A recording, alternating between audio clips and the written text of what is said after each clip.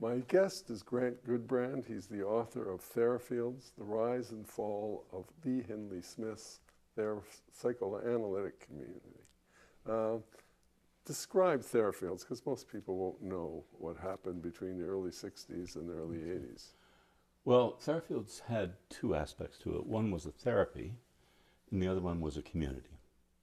The therapy that was significantly different was that people lived together in houses and had therapy with each other. In other words, they tried to take the psychoanalytic language and use it in everyday life. That's the language of resistances and transferences and sibling rivalry.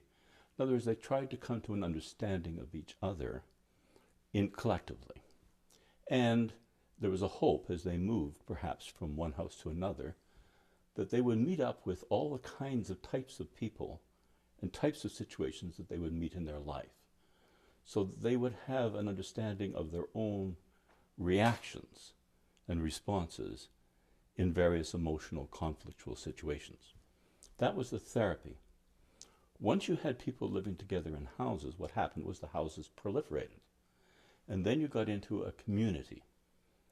And the community eventually had 35 houses in the annex area on Admiral Road and Brunswick Avenue, but in the annex area.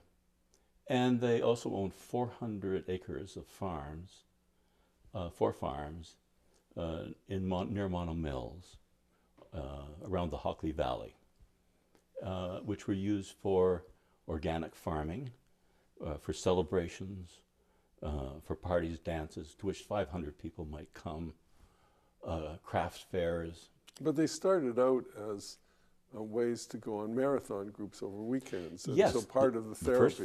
The first farm was purchased because they were going to Christian retreats and things, and if you swore, and there was a lot of violence going on, and they just weren't used to that in 1964 and 5. They just weren't used to that. So they needed a place of their own to do therapy, and that's the reason the first one began, yes. Now, your book is called not The Therafields, this community, or this therapeutic community. It's Lee Hindley Smith's Psychoanalytic, etc. Mm-hmm. So you have, it's personalized. She's the person who is the driving force to start it, to develop it, and a lot of its directions, and part of its problems. Indeed, both of those, yes. Yeah. So you have these 3 streams you describe in your book, the communitarian kind of thing in the forming a community, the therapeutic, especially the Catholic group that gets formed, Hypno-1, and then you describe her family problems, and you interweave them. I want to just spend this 10 minutes or 8 minutes, whatever's left, on the community part, because that becomes a part of the 60s. Now, in 1964, I'm in Washington at a co-op conference, National North American Student Conference, and I'm a speaker and Eric Fromm is a speaker. We're both keynote speakers. He's much older, of course, and he gives the thesis of his art of loving, which is telling co-ops they should form loving communities and not just be co-ops. And when I get to see Therafields, I see that as what it was about. It's about caring for another, that's the effort. It's about respecting another, but it's also about using critical reason to set boundaries. And I think one of the themes that runs in your book is that 4th principle of Eric Fromm's wasn't imposed enough. Is that a correct interpretation? The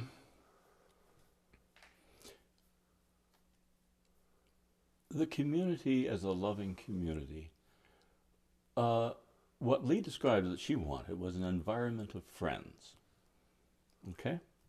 And her idea, and this is where you get into the utopian idea, was that when people have been through therapy, we just can't throw them back into the city.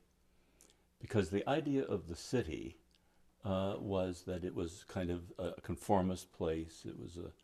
It didn't have any sense of understanding the individual and their difficulties. And also she was under the sway of Lindner, the guy who did the 50-minute hour. And Rebel Without a Cause, his book. And what he said was that within each individual there is and has to be an instinct to rebellion. And then what causes neurosis is the squashing of that instinct to rebel. And that therapy has to release people to be rebellious. And he saw that as being the next stage in the evolution of human beings. And he saw psychoanalysis in his day as being a ghastly psychology, which wanted to bring about conformity. So there was a sense of this group as the city on the hill, as the New Jerusalem, as showing the world how they could live differently.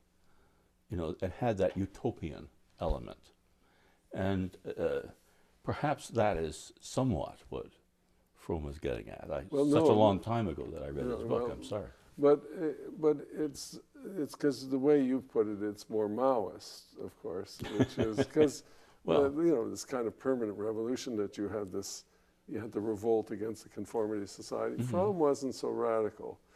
But I was referring to something else because I think there's an overlap of creating a loving community. But Fromm added the principle of, you know, what he said is essentially there's an authentic self. It gets repressed and by all these factors and needs to be released. Not so much a rebellious self, but an authentic self, which is in your book. You talk about that is the humanist way of looking at things. Yeah. Lee herself was much more of the Freudian and Melanie Kleinian, which is that the authentic inner self is in fact in terrible conflict and carries within it seeds of love and evil, and that they are in a battle. And what Freud and Melanie Klein were trying to do, and they were uniquely interested in this version of humanness, and perhaps being Jews, one of the reasons that they were interested in how you could resolve this all good, all bad, murderous element that existed within. And Lee was very much more of that school than this other school which came along, which is the humanist school, which is that there's an authentic self which is only ruined by, essentially, bad parenting. Otherwise, we would be pure, wonderful children of light and God, you know. And that became the 60s themes, but that's not where Therafield started out. Well, because one of the things you say is the second stream, which we'll run out of time very quickly, but we'll get onto it in another program, that comes into it is the introduction of the Catholic group. Yes. These nuns and priests who are graduate students in theology and other disciplines at the University of Toronto, about 50 of them come and join, and they create a certain character that becomes a founding character other than her own, which is this Christian humanism in a way, this utopianism. That they have it, but it's not the same because they're not so interested in establishing the community, and that you talk about the tension between the two, I believe. I do. And that becomes an important determining element of the tensions that grow in the 70s. Yes. So when they come together, there's two visions. How are you going to sort them out? How would you sort them out when there's two worldviews?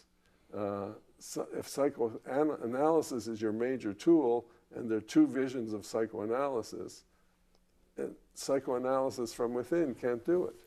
Well, psychoanalysis is supposed to be a therapy to deal with conflict.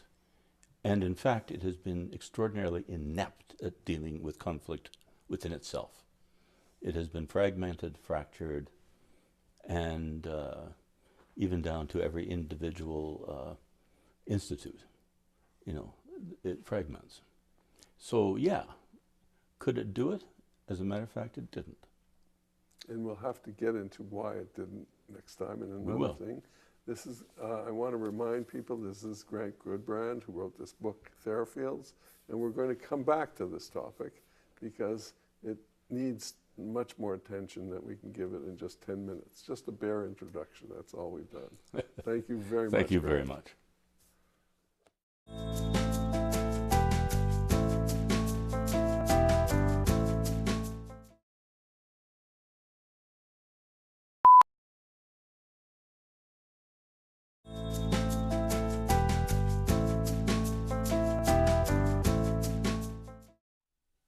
It's been my great pleasure to bring you another episode of Israel and the Jewish World.